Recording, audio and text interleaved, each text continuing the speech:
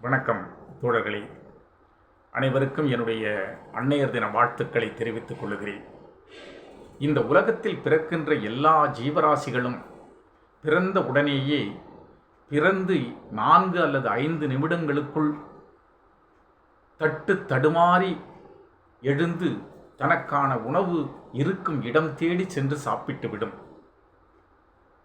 பிறந்த நிலையில் கண் விழிக்காத சூழ்நிலையிலும் கூட இயற்கை தந்த மோப்ப சக்தியால் ஒரு நாய்க்குட்டி மெல்ல நகர்ந்து ஊர்ந்து தன்னுடைய தாயின் மடி தேடி அதனுடைய மார்பு காம்புகளை கவ்வி தனக்கான உணவை எடுத்துக்கொள்ளும். எல்லா ஜீவராசிகளும் ஒரே ஒரு ஜீவராசியை தவிர, அதுதான் மனிதன். விஞ்ஞானிகள் ஆய்வு செய்தார்கள். விஞ்ஞானம் சொல்லுகிறது, எல்லா விலங்குகளும், ஆடு, மாடு, பூனை, நாய், ஏன் காட்டிலே வாழ்கின்ற கொடிய விலங்குகள் எதுவாக இருந்தாலும் பிறக்கின்ற பொழுதே முழுமையான மூளை வளர்ச்சியோடு பிறக்கின்றது.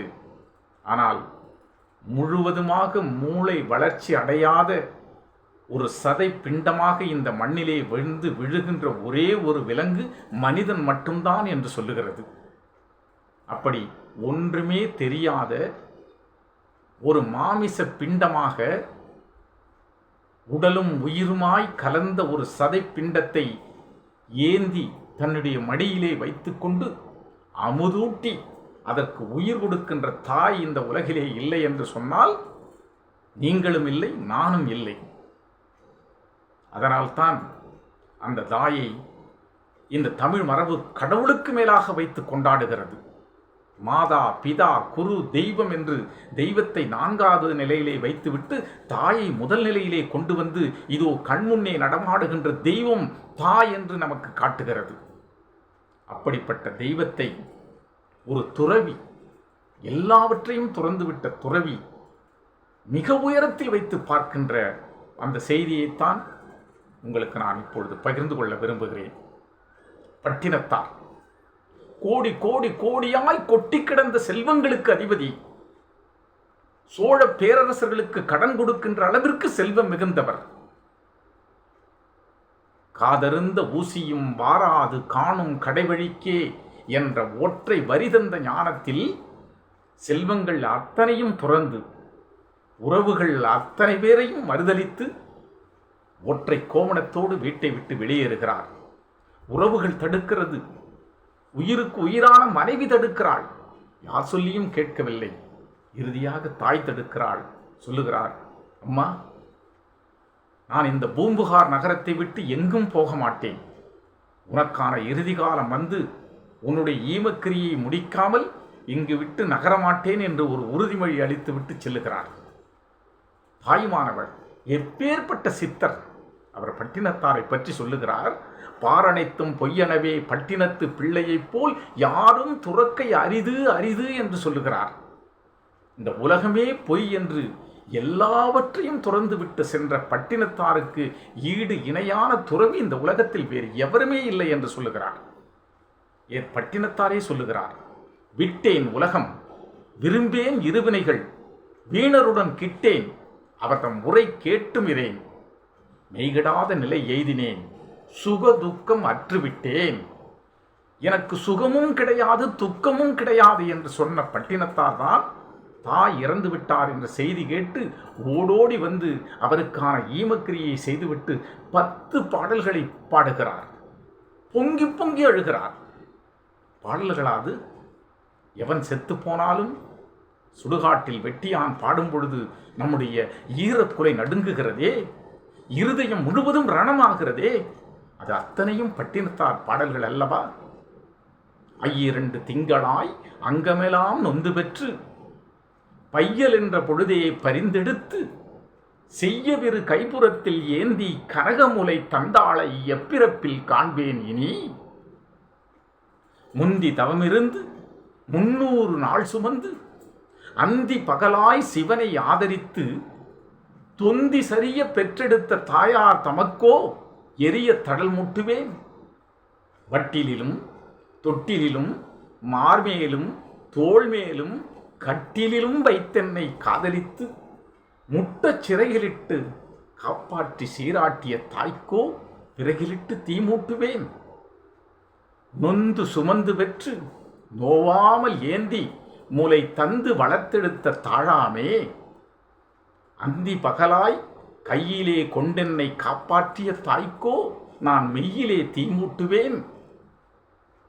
அரிசியோ நான் இடுவேன் அத்தாள் தனக்கு, வரிசையிட்டு பார்த்து மகிழாமல் விதவிதமாய் சமைத்து போட்டு என்னை பார்த்து ரசித்தாளே, அந்த தாய்க்கு வெவ்வேறு வகையான உணவுகளை அல்லவா நான் கொடுத்திருக்க வேண்டும். நான் அரிசி அல்லவா அவள் வாயிலே போடுகிறேன். அரிசியோ நான் இடுவேன் ஆத்தாள் தனக்கு, வரிசையிட்டு பார்த்து மகிழாமல் ருசியுள்ள தேனே அமிர்தமே செல்வ திரவிய பூ மானே என்று அழைத்த வாய்க்கு அள்ளி இடுவது அரிசியோ, தாய் தலைமேல் கொள்ளிதனை வைப்பேனோ கூசாமல், மெல்ல முகம் மேல் முகம் வைத்து முத்தாடி என்றன் மகனே என்று அழைத்த வாய்க்கு நான் அள்ளி இடுவது அரிசியோ. முன்னை இட்ட தீ முப்புறத்திலே, பின்னை இட்ட தீ தென்னிலங்கையில், என் அன்னை இட்ட தீ அடிவயிற்றிலே. என்னை 10 மாதம் உள்ளே வைத்து சுமந்து பேணி பாதுகாத்து பெற்றெடுத்து இந்த மண்ணிலே மனிதனாய் உலரவிட்டு மலரவிட்டு என்னை அழகு பார்த்த அந்த தாய் இதோ இறந்து கிடக்கிறாள். இதை பார்க்கும் பொழுது என் வயிற்றிலே தீமூட்டி போய்விட்டாளே. முன்னை இட்ட தீ முப்புறத்தில், பின்னை இட்ட தீ தென்னிலங்கையில், என் அன்னை இட்ட தீ அடிவயிற்றிலே. யானும் இட்ட தீ மூழ்க மூழ்கவே அவள் அடிவயிற்றிலே பத்த வைத்து தீயை எடுத்து அவளுக்கு நான் வைக்கிறேன் என்று பட்டினத்தார் புலம்புகிறார். எரிகிறது. இந்த கைகள் எப்படியெல்லாம் என்னை காப்பாற்றியது என்று அவர் பாடுகிறார். பின் சொல்லுகிறார், வெந்தாளோ சோனகிரி வித்தகா, நின் சரணம் அடைந்தாளோ. வெந்தாளோ சோனகிரி வித்தகா, நின்னை வந்து அடைந்தாளோ, என்னை மறந்தாளோ. சந்ததமும் உன்னையே எண்ணி உகந்து என் தன்னையே ஈன்றெடுத்த தாய். எப்படியெல்லாம் படுகிறார். 10வது பாடலிலே அவர் இந்த உலகமே நிலையற்றது என்பதை நமக்கு உணர்த்துவதற்காக சொல்லுகிறார்.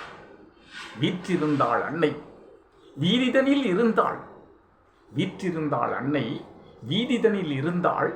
நேற்றிருந்தாள் இன்று வெந்து நீரானாள். நேற்று இங்கேதானே இருந்தாள். என் கையை பிடித்துக் கொண்டு இந்த வீதியிலே அங்கும் இங்குமாக நடந்தாளே.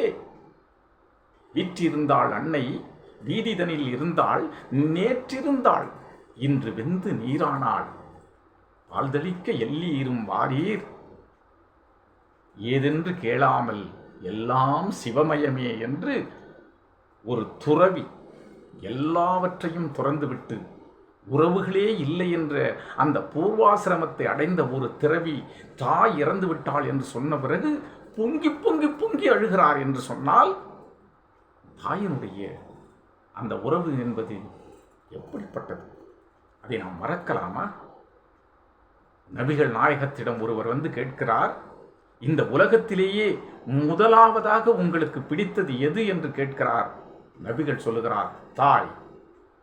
சரி, இரண்டாவதாக உங்களுக்கு பிடித்தது தாய், அதையெல்லாம் விடுங்கள், மூன்றாவதாக பிடித்தது தாய் என்று சொல்லுகிறார். எல்லாமே தாய்தான் இந்த உலகத்தில். அதனால்தான் என் அருமையான தமிழ்மொழி அந்த தாய் என்ற அந்த உருவத்திற்கு இணையாக கொடுத்த இன்னொரு சொல் அம்மா. அம்மா நம் வாழ்க்கையில் 1000 முறை, லட்சம் முறை, கோடி முறை அம்மா அம்மா அம்மா என்று பொருள் புரியாமலேயே அழைத்திருப்போம். அம்மா என்ற அந்த 3 எழுத்தினுடைய பொருள் என்ன தெரியுமா? ஆ என்பது உயிரெழுத்து, இம் என்பது மெய்யெழுத்து, அந்த மெய்யெழுத்திலேயே அந்த இம் என்பது 10வது எழுத்து, இம் பிளஸ் ஆ மா என்பது உயிர்மெய் எழுத்து.